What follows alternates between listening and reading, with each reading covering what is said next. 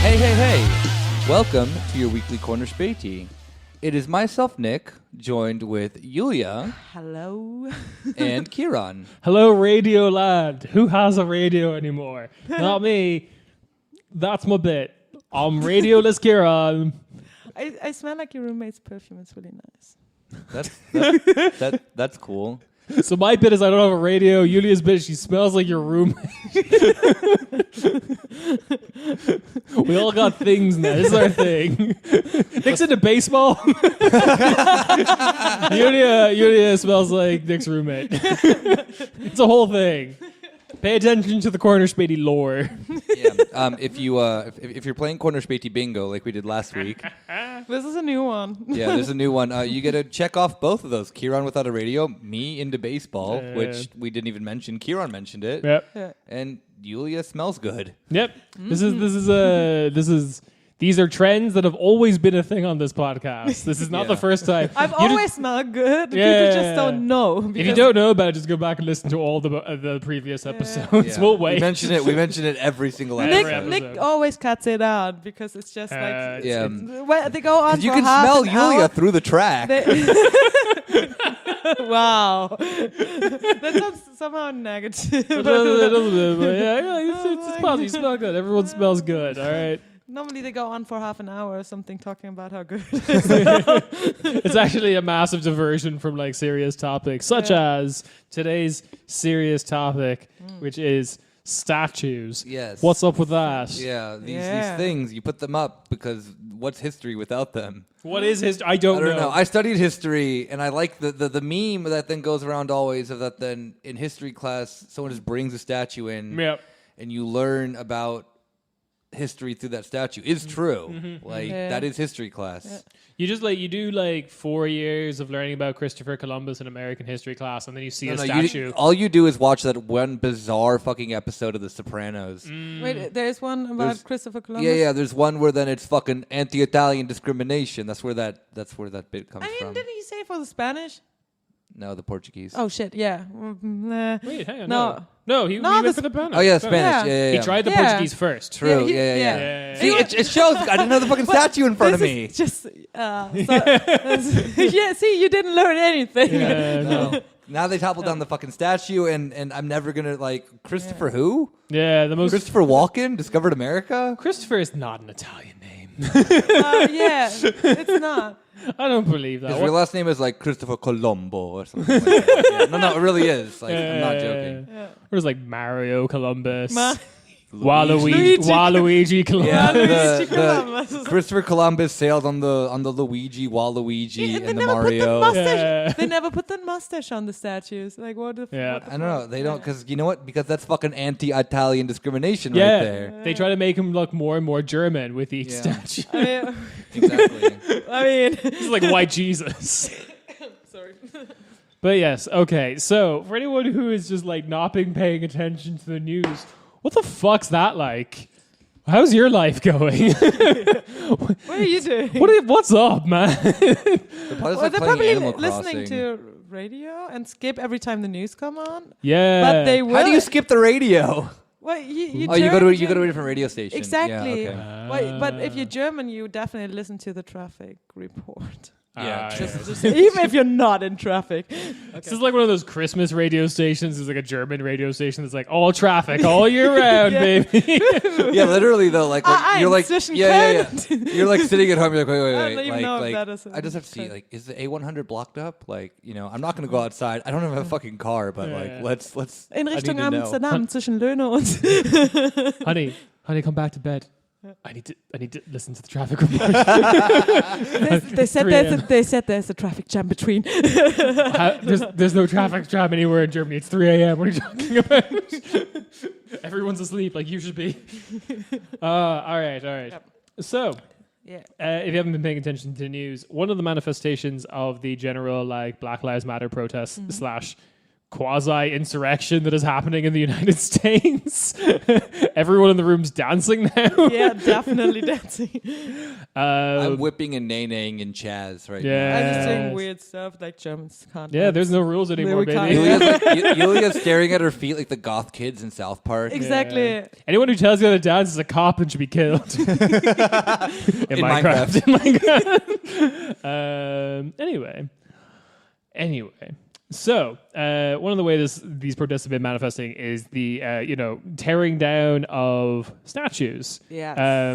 Because, I think when this makes it into the history books, it'll be hard not to start this general, trend within the States with, Charlottesville. Yeah. And, the night before Charlottesville, you had the, Confederate statue with the tiki torches. That's what they were marching towards, was a Confederate statue in Charlottesville, Virginia? Yeah. That's Virginia. So, they've kind of become a symbol. They're different in different parts of the world. All the ones that have been torn down in the States are these weird Confederate statues that were erected well after the Civil War in places like Seattle for some reason. Why is there a Confederate statue? Yeah, seriously, of why is there one in Seattle? I don't get that. That was basically the UK at that point. Yeah. I mean, I get all I don't get it, but it's also kind of weird. There was this one thing about you have to, because I think Donald Trump tweeted something about victory and winners and statues of winners and shit like that. And then you look into South and you see all these Confederate losers. Yeah, you see all these statues of losers. I can give a little bit of insight to this because my dad is from the South. Thank you. Oh yeah. Yeah. I almost doxed your dad. Don't dox my dad. He's from one of several states. My dad's from Alabama and has I have not talked to my dad pretty much this entire time because I know that his opinion on this is going to be fucking buck wild insane. And there is you have to know that then because whenever I have discussions with my dad about the Civil War and this and that, it comes into the sense of that. This bizarre preservation of the South, and they do legitimately just continuously see that as such, is that then this is not even so much the heritage and hate stuff, this and that.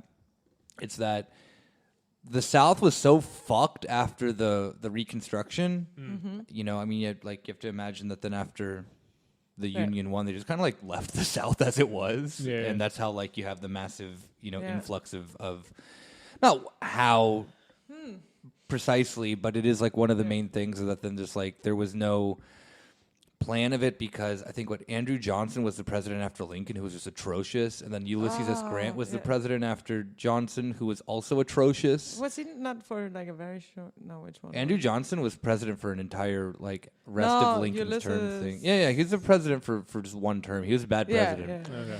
But so the thing of it is that then there's always this continuation of just the way that they learn history is entirely through them an economic sense of the Civil War, which is not entirely wrong. And I don't want to go and say that then it only had to do with the economy of the South. It had to do with slavery, 100%. Slavery is very tied up into the economy. But they don't learn that part. They just learn the sense that then they just say, it was about the economy. So whenever I talk to my dad about the South and about the Civil War, it always comes from this bizarre perspective of Nick, you don't understand because we the South. I don't know why he fucking says we, because my family. Yeah, he was not born during my fucking family got to the U.S. They didn't even get there. The first quarter of the 20th century. Yeah. They didn't fucking move to Alabama until later then.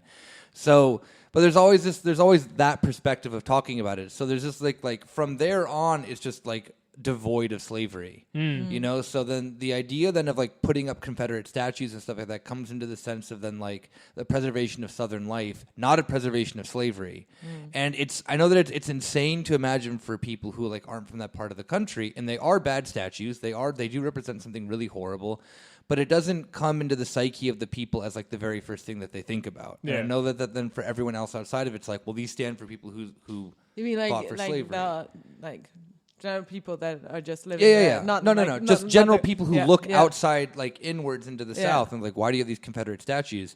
And they're dumb. They are, like I said, they're dumb. They're stupid. They do represent slavers and the preservation of slavery. All very cheaply made. Oh yeah, because they were all put up in the 60s. Yeah. You know, in the 50s when there were race insurrections in the United States. Exactly. There is a lot of racism obviously behind it. Yes. Anyone Jim Crow era stuff. Yeah. Anyone who says that there isn't is dumb. However, then the sense of just like the only thing I'm saying is that then like when you do talk to people from the South who are white, they grew up with a devoid idea then of what slavery was. They only see it as purely economic. And they're like, well, see, we don't have it anymore, and this and that and that. And it's first off, so they don't see the race theory behind that. Yeah, they don't see it, and they can be massive racists. They can even be like they can even inherit the fucking property and things of racists, and will just I think kind of weird though if you just put it like as an economic thing, since you can clearly see that there weren't like white people enslaved in that sense, and you like really don't see the race theory behind then they'll come that. with you in the sense that then only 3% of Southerners own slaves. You know, they'll be like, see, like, you know, it wasn't just, you know, it wasn't all Southerners, even though all Southerners propped it up. Yeah. You know? They're not. So benefited. Yeah, like there's 3% who owned slaves, and they're probably not saying like, oh yeah, no, I find this very horrible. They're probably saying, yeah, I wish I also had a plant. Sorry. Like, I don't know how far it goes into that, but it is like just from the get go is that when you learn it is. I mean.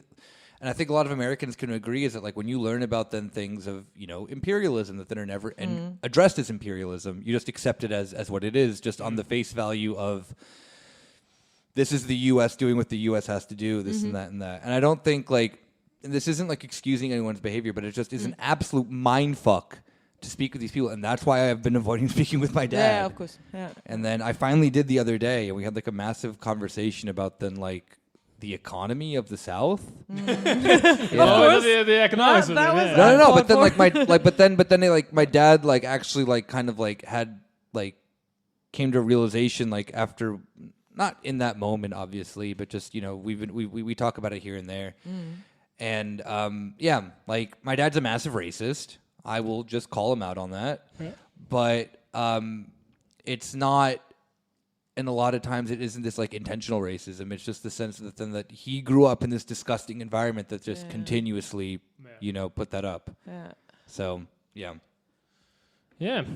But the so that's kind of like coloring the conversation of like the statues in the States, and we'll get into the ones that have been like torn down since then. But the what do you call it? The catalyst of this whole event, not even the catalyst. The catalyst was when they burnt the precinct in Minneapolis. But the catalyst of like statue tearing is when they took down the statue in Bristol of. Sorry. Yeah.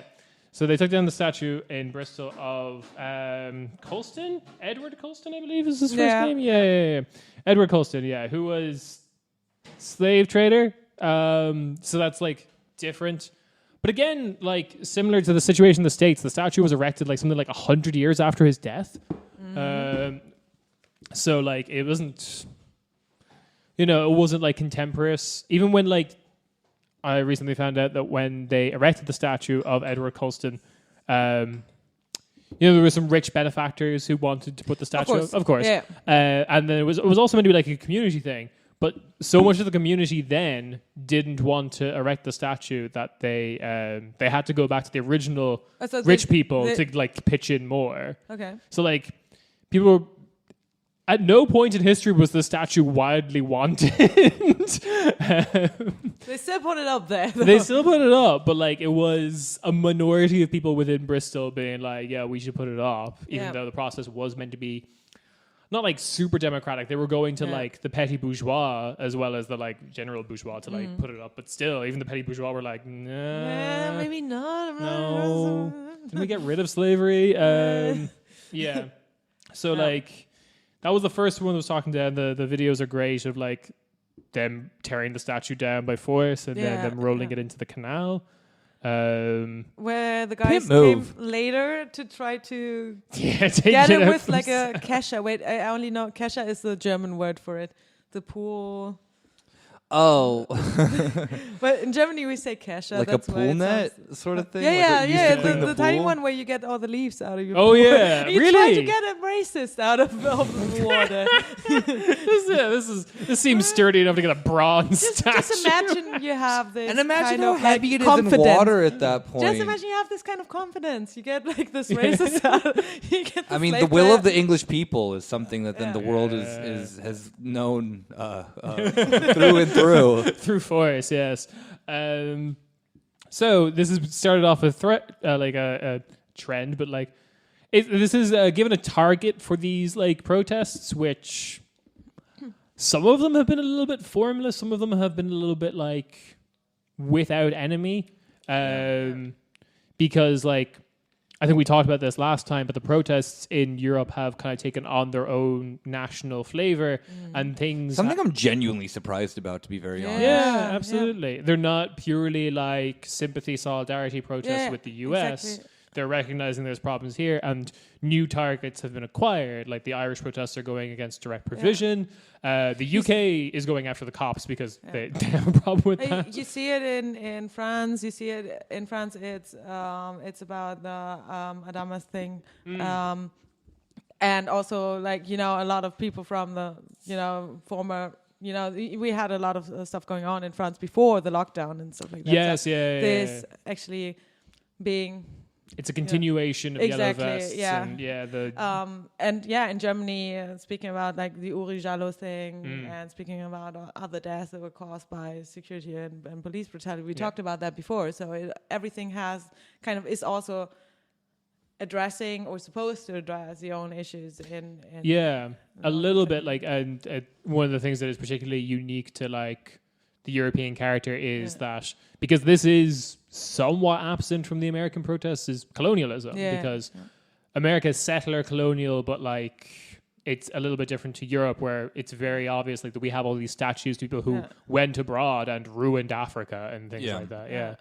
And similarly, I was reading about the protests in Italy today are very focused actually on a more contemporary issue of like the people who come over on the boats and like the businesses that are like abusing them because they're in this like legal limbo, so you can pay them like fucking it's like nothing. it's legit like slavery. Which business? What?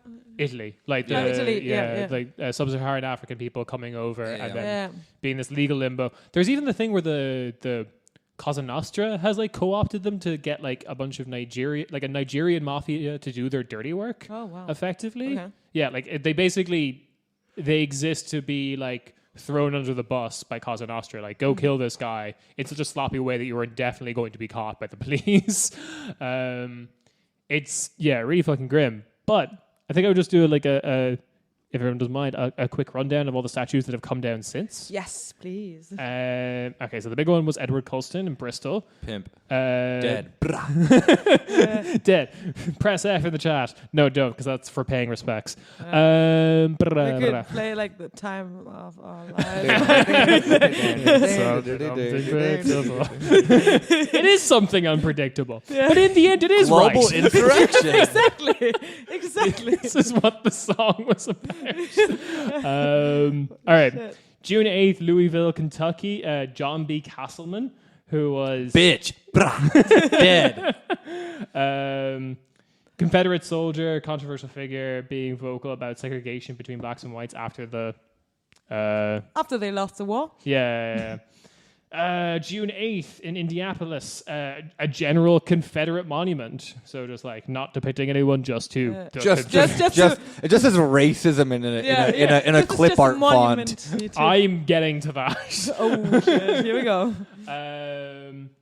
June 9th, and this is when we go back to Europe again. Belgium, King Leopold II. I fucking love what the Belgians are doing. I fucking love it. It looks so brutal. It looks like they're actually decapitating him or something, like with all the blood and all the shit. It's cool. It is cool. Yes. And like fucking Leopold II was fucking murderous, racist bastard. Why are there statues to him to begin with? They said, this guy, right? He got his colony. Yeah, I don't know. It's just weird. He falls into like, if you want to look at the whole spectrum of these things, he kind of falls into just below like Winston Churchill of like they were national leaders. So of course there's a Like, statue look, of them somewhere. Belgium, small country, big colony. They got really horny about that, so they put a statue up. They were like, "Oh, look at us, we were important. Now we only have the EU. Yeah, we have Brussels, Flanders." Like Belgium doesn't exist. So I said this on Twitter the other day. You cannot prove to me that Brussels is a real place. So yeah, the two things that came out from Belgium that people might get confused was, first there was like a huge like protest around and like vandalism, like graffiti over the statue of King Leopold in Brussels. That's him atop a horse. That hasn't been taken down. Yeah. And I think it was this morning or yesterday morning, today being Friday, it was cleaned. Ew. Yeah. Ew. Yep. Who would clean that? The Belgian government, the government of Brussels. Yo, they finally have a government. What is the statue made of? Shit? Like, see, I don't know what the statue. I'd say it's a bronze just statue. imagine you take such a fucking Bronze long is time kind to. of like a weak metal. Like, Just saying. just saying. Just imagine you take such a fucking long time to build a government, and then and then have them clean the statue. I think the sanitation department is a little bit on rails. I don't think the sanitation department of Brussels is waiting for like personal commands from the prime minister. Well, I think this is how it functions because Belgium's a very small country. This is just a suggestion. Everyone talks to each other. This is just a suggestion for anyone, who's just thinking about like maybe on your property at home you just have a massive bronze statue chilling there. You don't want it. You don't know how to get rid of it. We all have that. Yeah, I have one in my backyard. As in, my backyard is the city of Berlin. I would highly suggest because, like I said, bronze probably not the strongest metal in the world. Grabbing a massive chain, you and maybe like 6 to 100 of your best friends. Of your buffest best friends. You can pull it down. Yeah. I mean, you don't have to call someone to do it. You don't have to pay anything. It costs money in Berlin to have your statue taken down on your property. So, just a suggestion out there. Do it yourself, yeah. So the point I was making is that there's 2 videos on viral. So the King Leopold statue that was taken down was in Antwerp, which is that the bust one? So where the face? Sorry. It's a full body. It's like head to toes, but he's not on the horse. Yeah. That's the one with the blood red and the white stuff and shit like that. Okay. Yeah. The reason it was actually taken down, it wasn't taken down by the people. It was taken down by the government because they graffitied it so much. Yeah. And like, it's not the capital, but Antwerp is a big city. It's basically, I think it's the biggest city in Flanders. Yeah. So it is like, it's an important city to Belgium, so that's good. June 9th in East London, Robert Milligan. He's outside of London Museum. I'm not sure which museum exactly. London Museum. The Museum of London. There are a lot of museums in London. Also, if you have to remove the statue, nitric acid will do the trick of removing bronze. Yes. It decomposes it. Just saying. I think a link in the description. So Milligan was a wealthy Scottish merchant and a slave owner. Yeah, he was responsible for the construction of the West India docks. West India being in eastern United States, like Eastern America. That's so weird. Yeah, they were very confused. They thought when they landed in Cuba that they were in Japan. It was very fun. But so I mean, they both love baseball. That's what it was, Nick. Yeah. They arrived, and the original Taino people were playing baseball. That's it. That's Connecting everything to baseball. Not my fault. Both those countries are really, really, really good at baseball. That is true. So this was also taken down by the government with popular support because a petition basically popped up immediately after the Colston statue was taken down. So they were like, take this guy down because it seems like he's only really famous for being a slave trader, a slave owner. That's all he did. Yeah, ever. It's like who fucking comes up with the idea? Like, let's put this. Okay, why do I even ask? Yeah, we know. Why do I? Every time I ask a show, ask a question on this episode of the show right now, I just feel stupid. Yeah. Why do I even fucking ask? Because they're racist. That's why. All right. June 9th again, Jacksonville, Florida. A Confederate soldier statue was taken down. Mm-hmm. This is the statue of a Confederate soldier in winter uniform. Oh, can we replace that with an XXX Tentacion statue? Yes. I'm cool. all for it. We're in charge of that. For anyone who doesn't know this, or a little pump statue. He's not dead yet, but Florida's finest. Yes. But for anyone who doesn't know, this is a podcast about European politics, and also we are the Soviet of Jacksonville, Florida. Yes. June 9th, Ashburn, Derbyshire. This is probably Derbyshire because it's in the States and I'm not pronouncing it correctly. Racist caricature was taken down. Wait, there was a racist. Yes, this is what I was getting to, and this is the last one on the list. Yes. I don't really know the origin of this, but because I was meant to read this before we recorded the podcast, but I got distracted. I got hella distracted by the picture. I'm gonna show you guys. Do I want to see it? No one wants to see it. Okay. It's a miracle it was up for this long at all. What the fuck is that? Something in Ashburn, Derbyshire. That's not a real place. First off, that's not a real statue. That literally is. It's blackface floating above the town. Yeah. Wait, that is above the city, town, whatever that shit is. Okay. All right. I have another just hypothetical suggestion. All right. This is in where? Florida? No shit. This is in England. This is actually Derbyshire. Oh, okay. What all right. does I was going to say if it was the United States.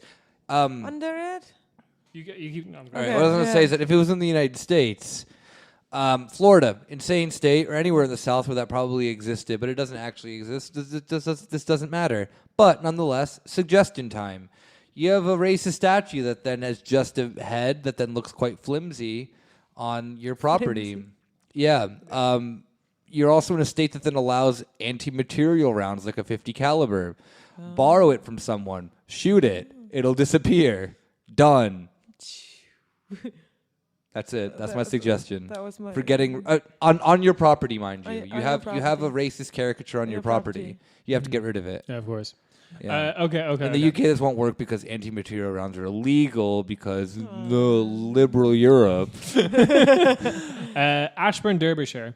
All right. Yeah. So this was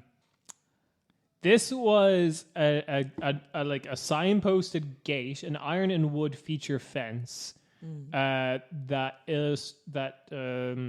depicted a hotel on St. John Street called the Green Man and Black's Head Royal Hotel. Oh, yeah. Something sounds wrong about that already. It's a fancy way of saying blackface, isn't it? It probably is, yes. So it's one of those things of like, it's very common where you have to understand where pub names in the UK come from because most of the population racism a little bit, but like most of the population of the UK used to be the animal thing you were talking about.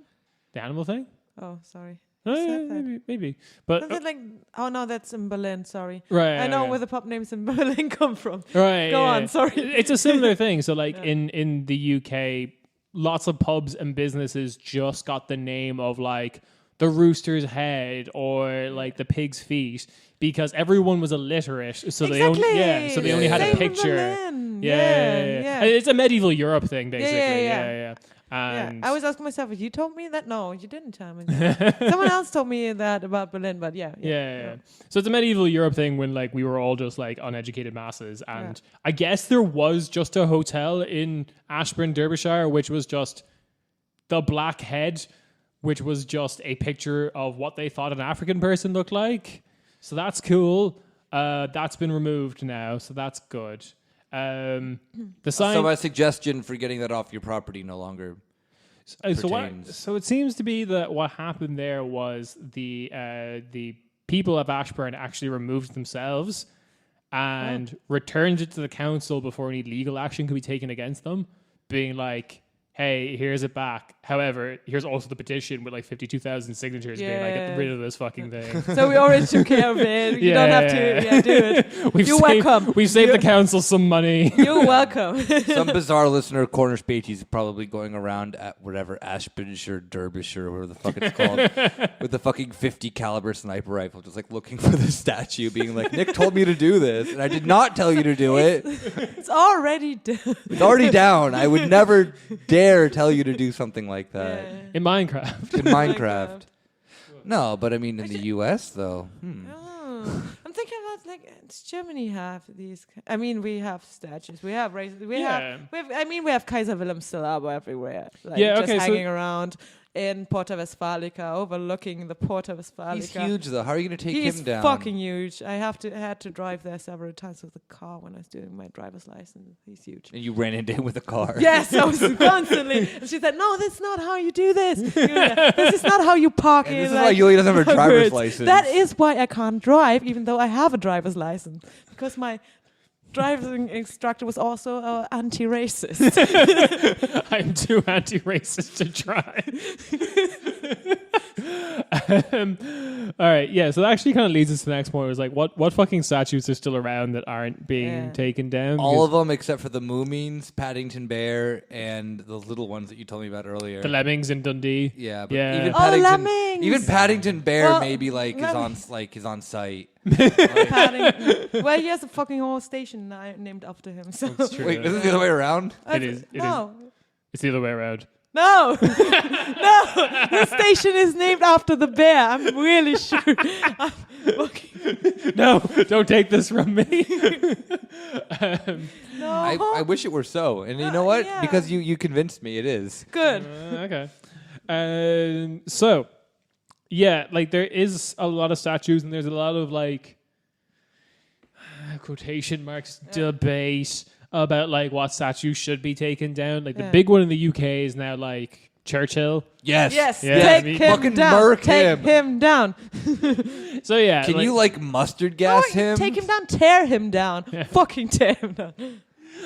Churchill's not good. There's like, but it is amazing. Can we take down Churchill though in any way that then he just like murdered 40 million people?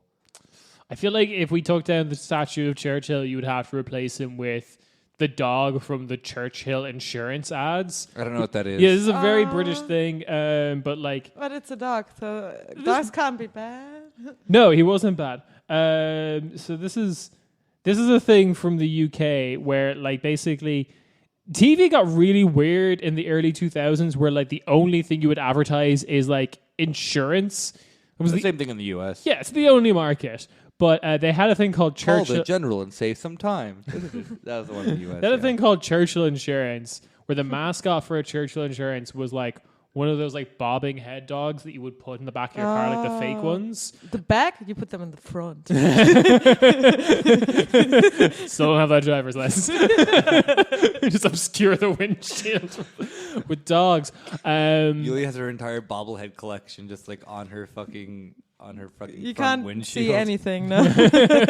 That's why I continuously ran into racist statues. The whole point of the ads was like the voice would be asking them, was like, "You're telling me I'll get like 3,000 off my first claim or whatever?" Like, and he was like, "Oh yes," because he's a dog that just nods. And he sounds like a bitch. He looks like this. Aww. So I think we replace all the Churchill statues with this dog. And we have the technology now to make the head constantly nodding. We do. Yes. Yeah. I say constantly nodding yes to this. Just turn the UK into the surreal. I feel that sketch. like Churchill though is like on the only time we're going to be serious on this episode from earlier. Wait, the only time?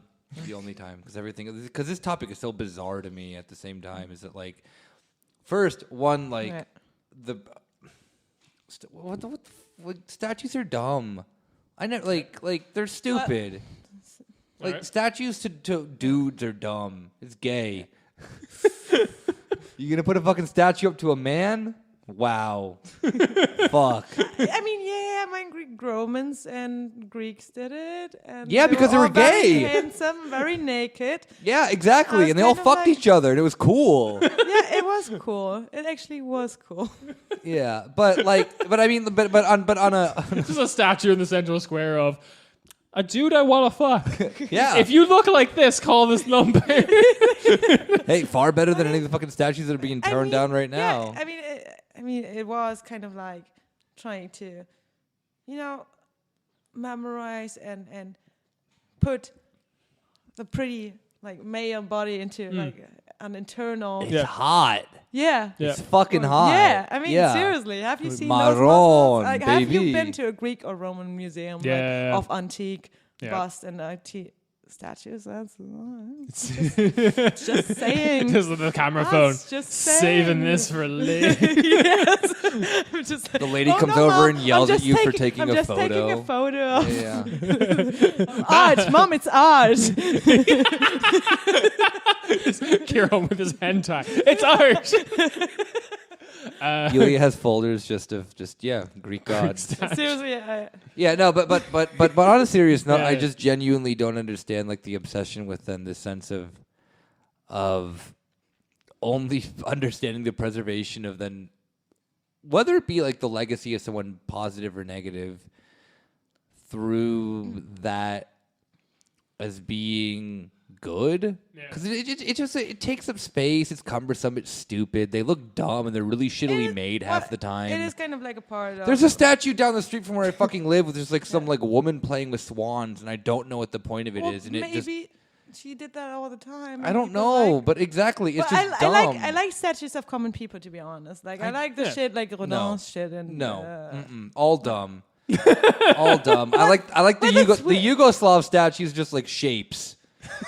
That's sick. Okay, Nick wants abstract. No. I just want brutalism, baby. You want you want brutalism, right? There's 3 statues that are allowed. Brutalism, Marx, and Lenin. Anything else, get the fuck out of here. Cat in Istanbul, okay? This cat, just lounging. Is that a person? Well, to me it is. No, it's a cat. It's even better. Cats are better people. All right. There are 2 statues that I want to say are probably good. Yeah. So first of all, for anyone who doesn't know, one of North Korea's main exports is statues. Massive statues. Really? Okay, take that back. There's 4 statues. The massive statue in I think it's Sierra Leone. Is it Sierra Leone or Senegal? One of them, yeah. It's massive. It's called the African Renaissance. It is fucking massive. Google the African Renaissance statue. No one's tearing that shit, down. I think I know that one. Fuck. Yeah. No one's tearing. Yes, you do know it because it's in the video. It's in the Qatar video. Oh, that's why. Yeah. Shit. 2, no one's tearing that down. It's fucking amazing. 100 stories tall. It's huge. Yeah.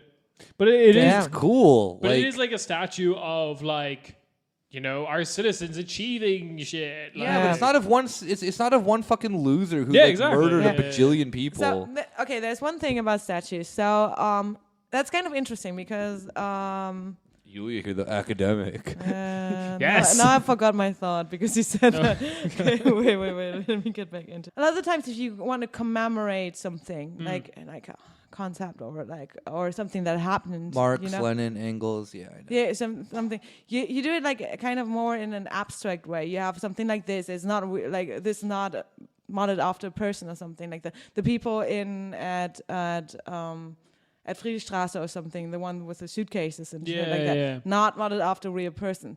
If you want to turn it into a personal cult and not commemorating, but kind of writing a national narrative, but in a bad way. Yeah, you do it with a person, specific figure. Yeah. So I think one of my big problems with the idea of individuals as statues, even to a certain extent, the Marx and Lenin ones. Just shut your fucking mouth. You shut your pretty little mouth.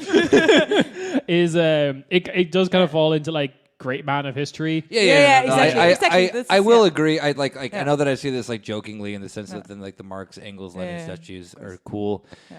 They are kind of okay. I'm so sorry. To all my fellow comrades. It wouldn't really bother me if those statues got removed. You know, like not that that they're gonna be torn down by Nazis. What do I do on Christmas when I want to sit on Marx's lap and wish for communism? And ask for communism. Well, what the mall normally does is they get they get the mall marks that then comes and. Well, he already wears like a red. No, but I mean, but seriously, like in that the sense of I don't think that Marx, Engels, and Lenin would like their ideas then to be commemorated then in the of them themselves. Of course, yeah. Because it is a working class movement. That's if what you want to make if you want to make monuments to the working class, pimp, cool. If you want to make monuments in the sense of then of the men and women of the and I don't mean this in specific characters of history or whatever, but just in the sense of the struggles of what the people have done for them the working class. Cool, fine, whatever. But then, attributing it to a single person, and we do this on the left way too much. Is that we do get into this kind of cult of personality idea that Lenin was cool to the point that no one else can match it. It's that's not really true now, is it? Lenin was just a person of his time who lived in the. But that is what I was trying to say. You know, if you're actually honoring a concept or something that happened a time in history, you don't have to put a specific person symbolizing this. You can do it in an abstract way, or you can do it in a with people. I find it far more powerful with communist people of just just people reading. No, but of the sense of these three particularly, because their statues are kind of they were everywhere at one point in the former Soviet Union, is to understand their ideas and stuff like that is far more important than just looking at a statue of them. I find that far more empowering. Getting to read Lenin and getting to kind of get into his brain, because Lenin was just a sassy bitch. I mean, but it's kind of I think a lot of people understand that as well. On the left, it's not I mean, I've seen Lenin hidden Lenin statues in St. Petersburg and shit like that. They were hidden on a campus. They're hey, you were actually not allowed. We said we had something else to do in this building, but we were just there to look. Hey, you want to do some communism? But you when you take pictures, for example, I'm not going to see Lenin to say oh my god, and start crying or something like that, or do that with Marx. I will sit on his lap. I will. I don't. Do that. I don't want communists to become fucking Catholics, so they just roam around the world and they're just all icons. You don't want them as icons, as something you see as a representation of his or her or their idea. Yeah. In the world, you don't want this. Yeah. Because the kind of somewhat Marxist understanding of history would be if we Marx and Lenin and Engels, if we weren't around, it would have been someone else who came to the same conclusions that we did. So we don't want them as icons. We don't want to. I mean, no, they would have hated that. Actually, the iconography. Yeah. And I mean, this is a within the debate about. I mean, because remember, a lot of the statues that then got put up in East Germany were put up during. Not in East Germany, during the USSR. It was then during the beginning of you have the cult of Lenin still existed throughout the entirety of the USSR. But there was a formation around this that happened, of course, after Lenin's death. Yeah. Unlike Stalin, who had statues put up during his life, and every tanky will tell you. And this isn't saying that. Then I'm not going to have a debate about Stalin. I don't fucking care one way or the other. But every tanky has this weird thing other than Stalin never had a statue put up during his life. That just is not true. There were Stalin statues that then were put up then in certain oblasts to show that they fucking loved Stalin. This is something that I mentioned on previously in Europe though, where we talked about there is this kind of reluctance to even make statues of anyone contemporary. Yeah. Because in Ireland we have off our main shopping street we have a statue of Phil Lynott, the front man of Thin Lizzy. Yeah, pimp. Yeah. That's so cool. It is really cool. And I really I love that statue. Everyone kind of loves that statue because Thin Lizzy was the band that put Ireland on the map in terms of contemporary music. It was the first band that wasn't just traditional Irish music. He's a black Irishman, which is insane to imagine that is one of the main quote unquote exports. Yeah, absolutely. Of pop culture. But like, if for like the very same trajectory, if you asked anyone who likes the Phil Linden statue, do you want a statue of Bono? They'd tell you to fuck off. Oh my god! Yeah. No one would. But like at the same time, I'm just like, Yeah. but 50 years after Bono's death, there will probably be a statue of him somewhere in Ireland. Oh god, yeah, there will. Yeah, it sucks. There will. When now it's tear that one down. Yeah, for sure. But when it's temporary, people are like way more into like, or way more against putting it up. Yeah, for sure. But yeah, you had a point about like Lenin and Stalin statues. Yeah. Oh, forgot. That's okay. No. Cool. Oh, what you said about the death of Lenin, not Stalin. Yeah. Movie.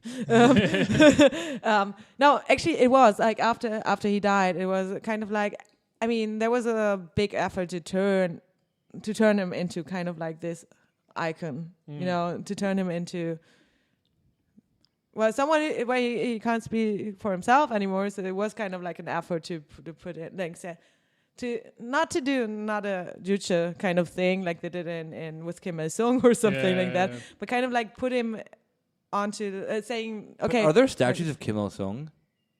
Well, there's fucking like there's faces and statues. Oh yeah. And You're pictures right. and murals and the mural and shit and the family. Yeah. Too late to say, okay, yeah, but Lenin kind of said this, you know, like to say it in the teaching, whatever it was. Lenin said yes. So it was kind of like a method, of course, because you build a national narrative with that, you know. You can say, okay, this is fucking the founder of the USSR, even though like Lenin probably would never like agree. I think he'd admit that he was the founder of the USSR. Yeah.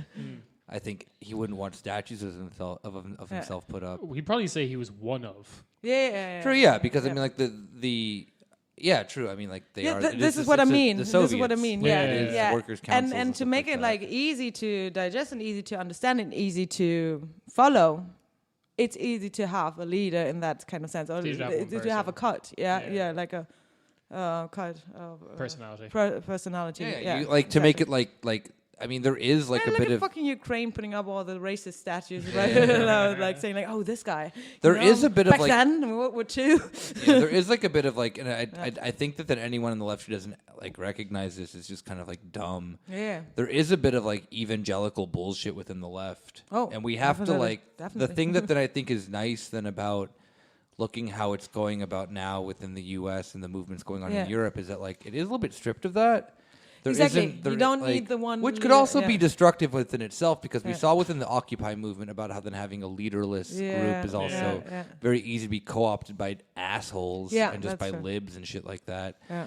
But I can't think of a single person. Like, everyone then in the U.S. I can think of as a single person who's in head of a movement is an idiot. Particularly, like, Sean King is just the one that just immediately comes to mind, who just, like, steals money from everyone. Nice.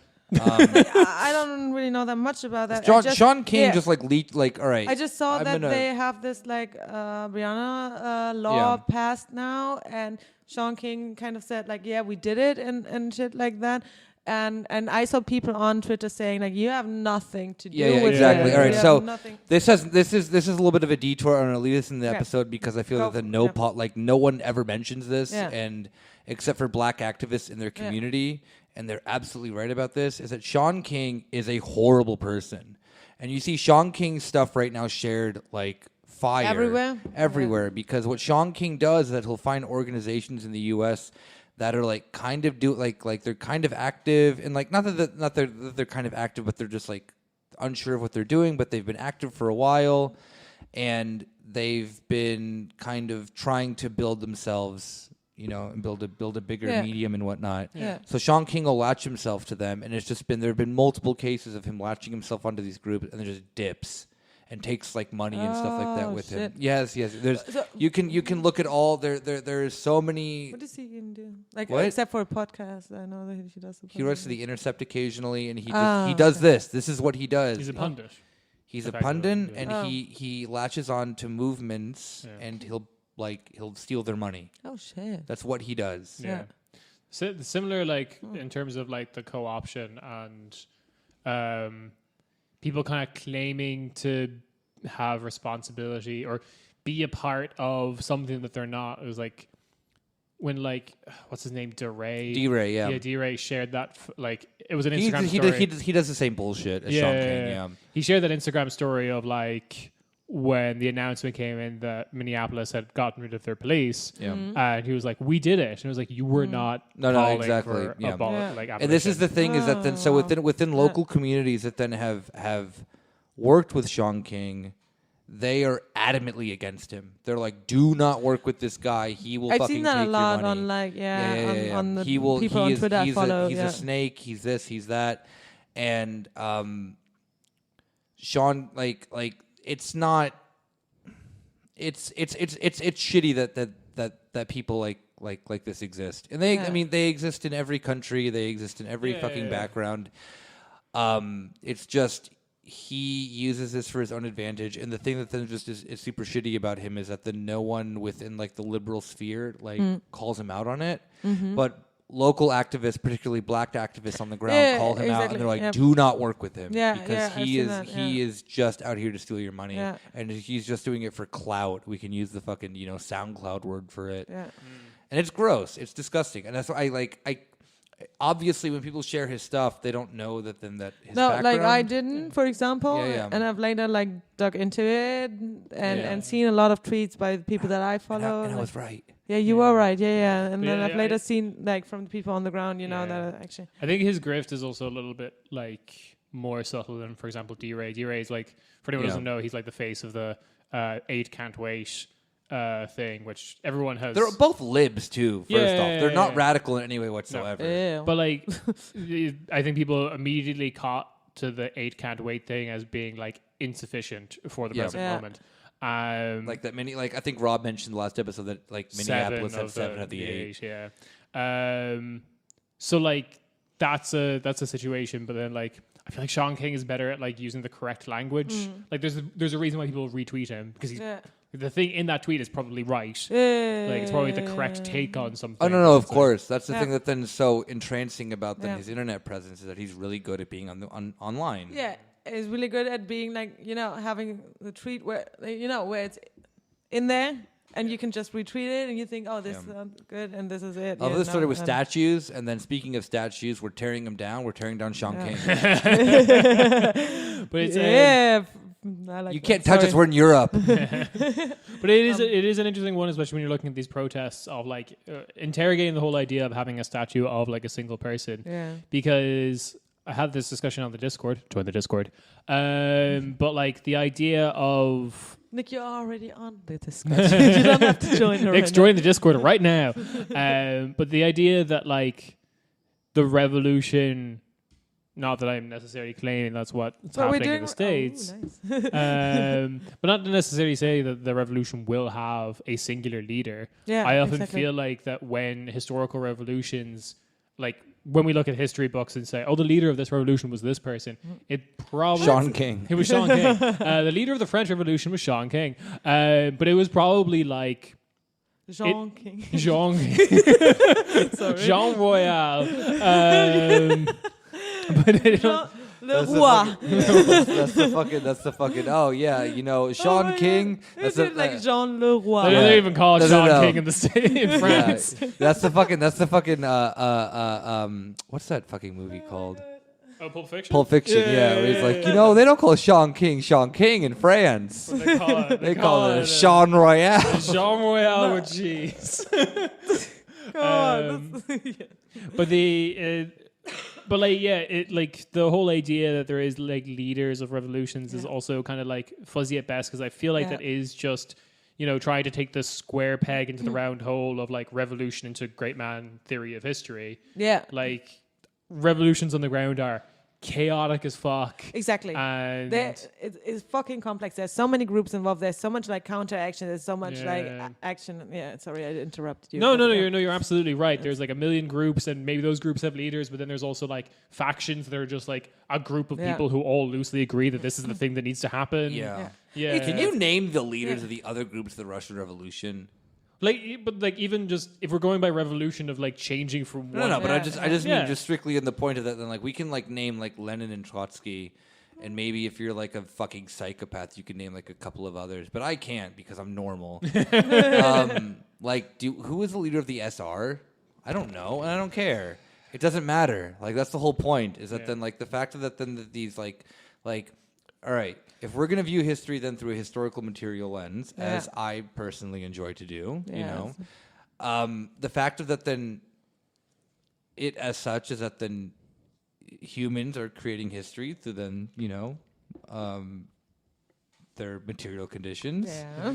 I'm not fixated on the fact that then who fucking did it, especially when it comes to mass movements. I mean, yes, we can like but like even like the 60s is like everyone points to Martin Luther King Jr. in the United States, but like look at everyone else around him. There's so much fucking shit going on. Like, and this is an ultimate flaw of history of how we learn it is that then it is through this and not saying through that mass movement. Waiting or saying that first of all, of course we learn it, you know, because it's we learn that way because history is written that way. It's easier to tell it. And also, it's just so much easier easier to tell it through, like, come on, we have the fucking, like, Greek eros, not eros, hero stories, you know. Like monomyth. And you're talking about the Greek communist song, Heroes. Yeah, of course. I'm talking about heroes, though. I'm talking about heroes in general. You have that in Greek, antique. You know, the Iliad and shit like that. It's stories about heroes. It kind of like it narrates how stuff happened and how history was made, and to make it understand, you know, because you can't fucking try to fucking like write down how Greek and Rome happened and shit like that, and do that with all the complex history that is behind it, or do it easy and write it in a poem, a very nice poem that Boris Johnson can quote on TV. You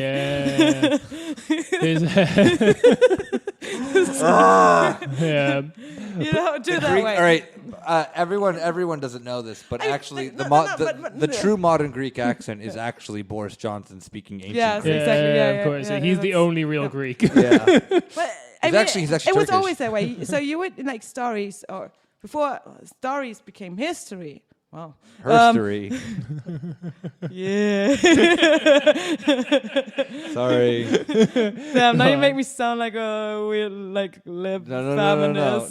No. Okay, I said herstory, you didn't. Okay, before stories became history, they were actually like poems and songs and shit like that. So you would kind of like, you know. Now watch me whip. Yeah, exactly. You would sing that to your kids at the bonfire and shit, and they would whip and. That was about the Battle of Troy.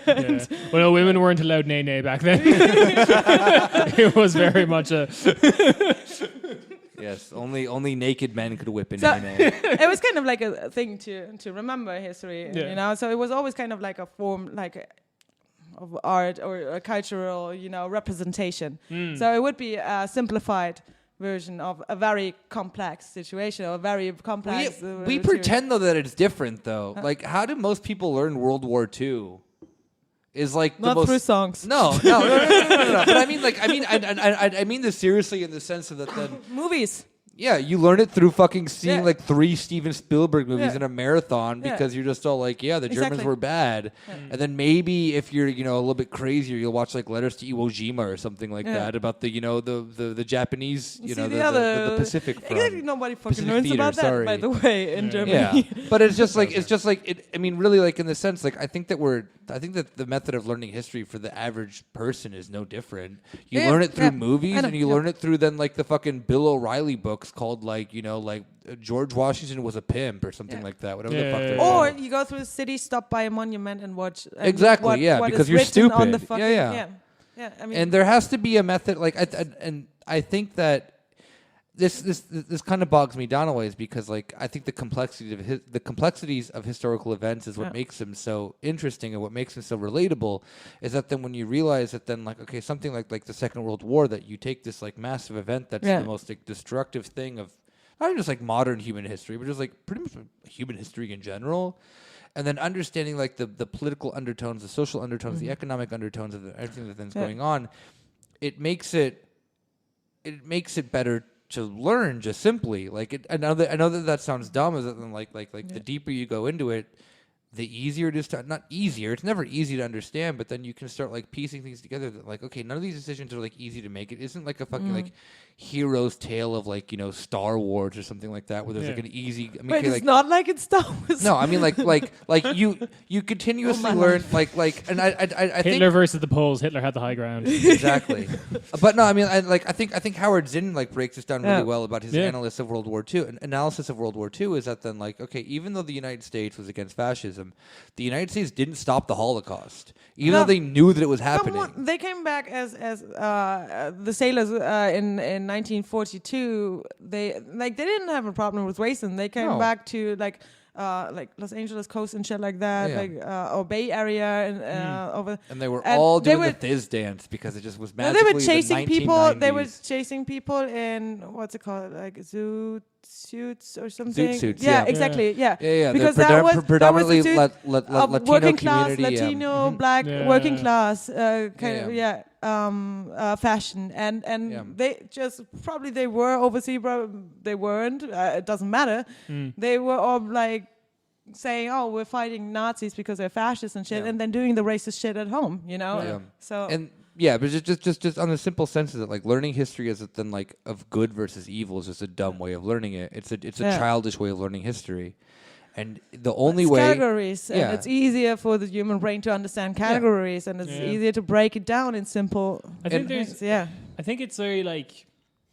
I'm not necessarily sure if easy is the right term, or like it is easy because of like the world we've built ourselves. But like, you read like. I wish that Rob was here. He'd have so much. Oh, he would have so much. Oh shit! Yeah. Sorry, Rob. Where's History Rob? History Rob. Can we do a theme song for him? History Rob. He knows history. Like a completely beige set. Read the spectacle. All right, guys. I'm gonna do my impression of Rob. Yeah, hey guys, it's Rob. Oh man, where did Rob get here? But it's just like he was here. We wish him. We miss you, Rob. Bring back our Rob. And they'll have his like one moment where he just like climaxes and then just like ends up down back to.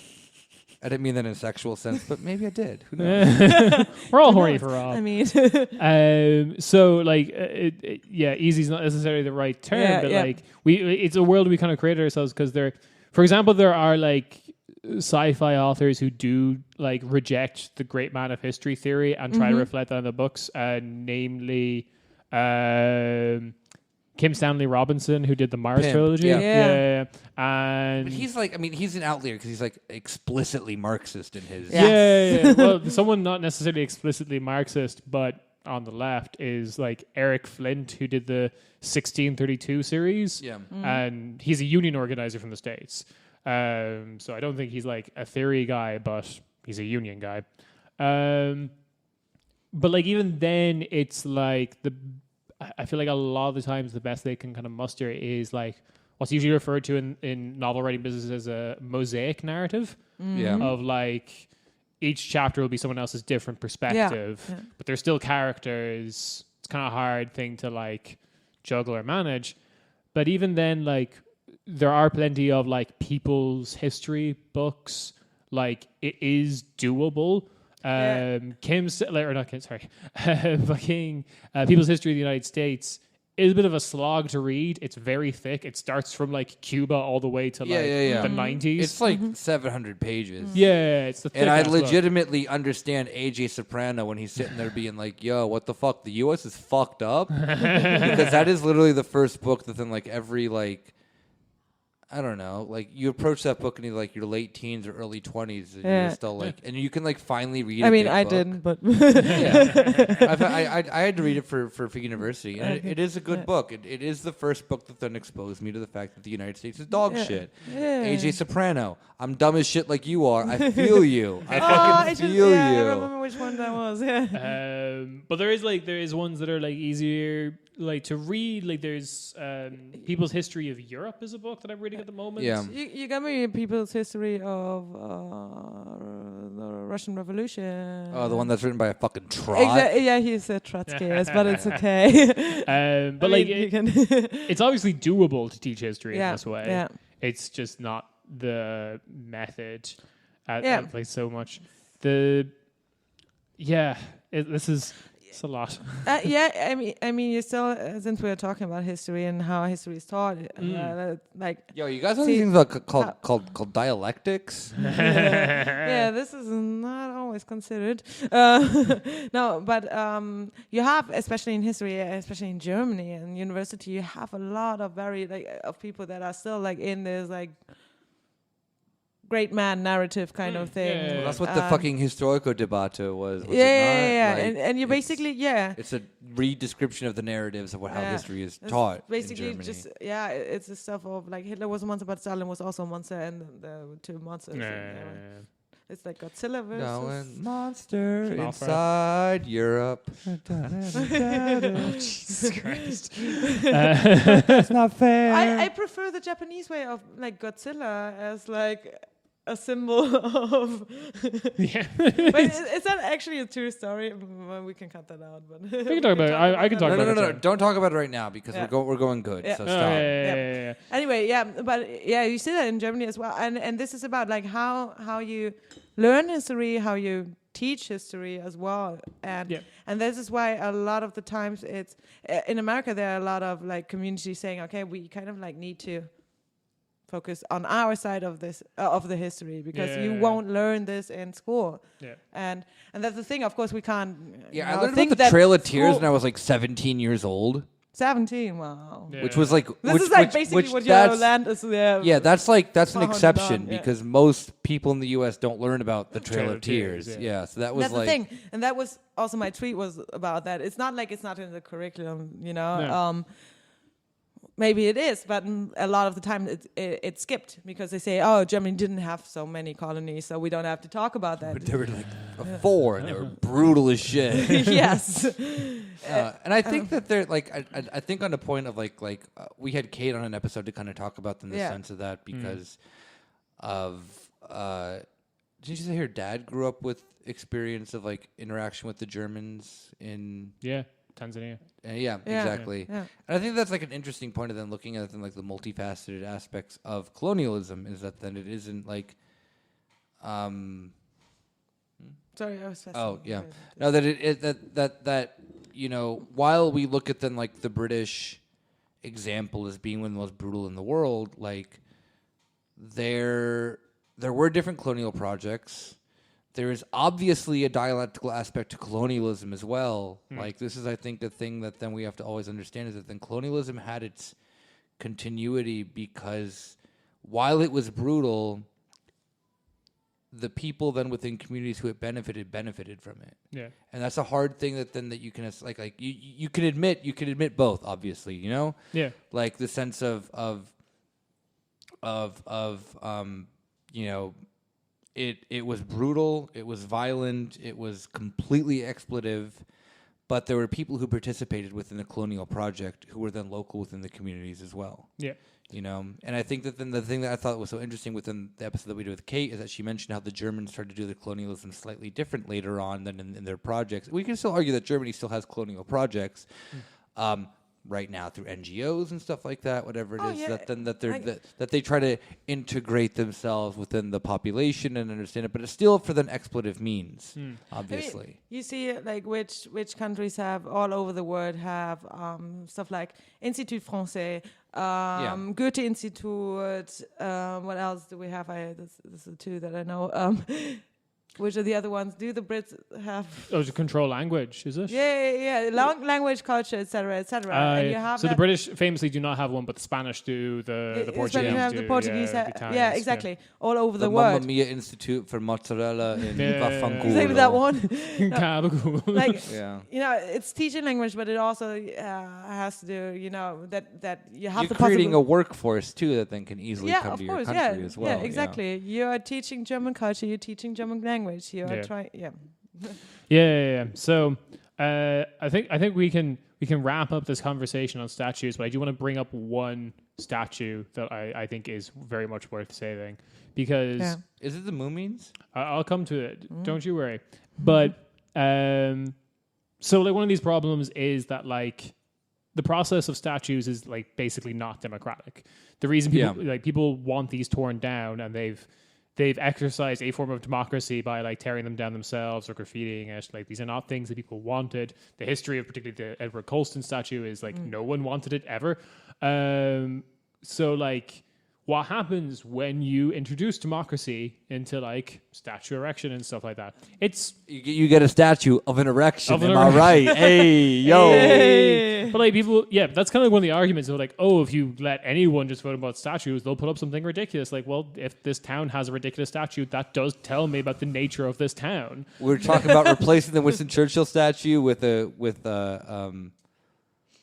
what was the one that Hussein suggested? Oh, the Evangelion? Yeah, exactly. Yeah. That'd be so sick. Sign that petition. It's still up. It's still up. It's getting very close to being finished. Yes. But there's been democratic statue processes in history. One was at the end of the Yugoslav Wars in the newly created Bosnia-Herzegovina in the city of Mostar. They asked the public, hey, we need a statue to commemorate what happened here. And they were like, yes, we all agree. But because of the multi-ethnic nature of Bosnia-Herzegovina, they couldn't agree on who the statue would be of. Yeah. So the only person they could all agree, the Bosniaks, the Serbs, the Montenegrins, because you're in Mostar. Share. Not far off. Was a gold human, like life-size statue of, I apologize, Bruce Lee. No. Doing a pose in Mostar. No shit. Bosnia-Herzegovina.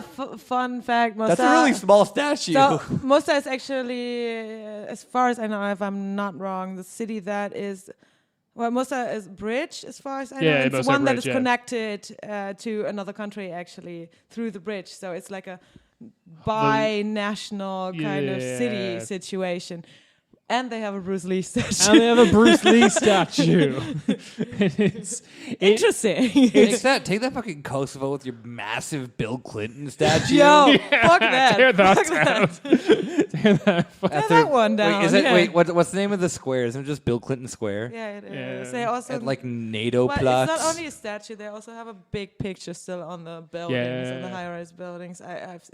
And the funny thing is, funny both. Thing is, when you enter the city, when you enter Pristina, you from the airport, it's the thing that you see when you enter the city. It's Bill Clinton, and it's Bill Clinton again. It's just you.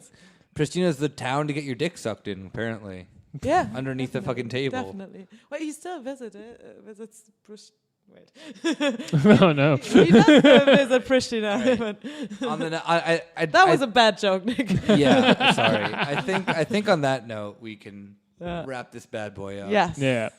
Wait, I thought there was another one. No, it's the Bruce Lee statue. Okay, I'm a big fan. Keep that up. Yeah, we're kind of sorry this episode was all over the place. We talked about history and statues, and we had a different episode completely planned, obviously. And didn't, come to fruition, but. I think it was still a good conversation. Yeah, absolutely. I legitimately. We talked about how you're meant to do history, not just like stare at statues and hope that jack off frantically. Hope that will teach you everything you need to know about the city of Mostar. You know what? Actually, maybe if I just touch the nose or the boobs or the hand or something it's Avatar. It's Avatar. You have to link up your USB with the statue. That you fuck the statue in Avatar way. That Avatar. That Avatar. That Avatar. Not the good Avatar. The bad Avatar. I've never watched Avatar. I've only seen the good Avatar, and I thought you want to tell me something about airbending. No. The bad Avatar where you fuck with the USB cables. That's how. Yeah. You really exactly. fuck? Yes, that's how they fuck with USB cables. Is that like? No, I'm serious. Is that why it's called Avatar? No, I don't know why it's called Avatar. It's stupid. James Cameron is literally just like off his fucking rocker making bad movies. Well, he just makes movies to fund his like deep sea diving exactly, passion. That is. He doesn't care. Yeah. On that note, tear down all James Cameron statues. Is he still looking for the heart of the ocean? Wait, no, that was not him. That was Titanic. Yeah. On that note, we'll see you guys all next week, and take care. And maybe don't tear down a statue. I would be heartbroken if you took down a statue. In Minecraft, it's really easy to real fun. tear down. All right. Bye-bye, everyone. Bye-bye. Bye.